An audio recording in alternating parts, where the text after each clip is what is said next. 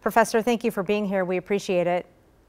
Thank you so much, Rena, for having me. You know, in the days, weeks, and months after George Floyd's murder, there seemed to be this hope that things could and would change. We've come 1 year and a conviction later.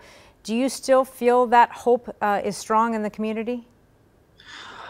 I think the hope is still there, still strong, but the hope is also waning because of the way in which that bill has stalled out in the Senate.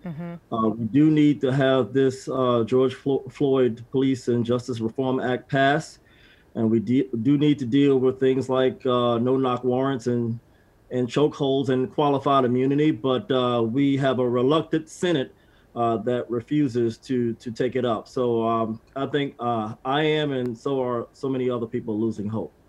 The police reform is obviously just one point of solving systemic racism. Is there anything that you can point to over the last year that you do think has been a significant change? Awareness.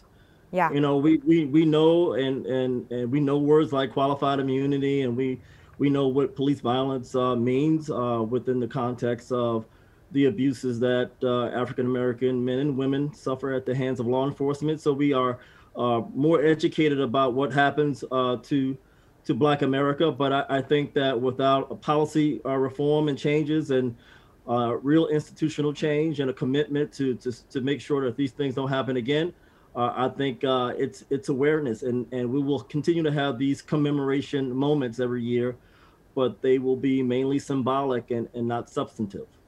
And you mentioned that some of that hope might be waning. What could you tell people out there? What do they need to do to help fight this cause? Fight for this cause? They need to call their representatives. They need to speak directly to lawmakers. They need to tell friends and family members who may not be conversant with the issues what faces people of color in this country, particularly at the hands of police. So I think we need to educate one another, Rena, as we go about our daily business, whether that's now or 6 months or a year from now. We have to continue to educate.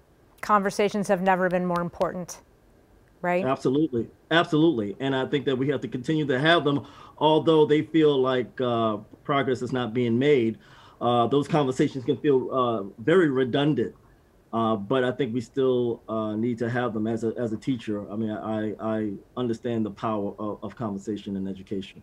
Absolutely. Professor Mays, thank you so much. We appreciate your time. Thank you, Rena.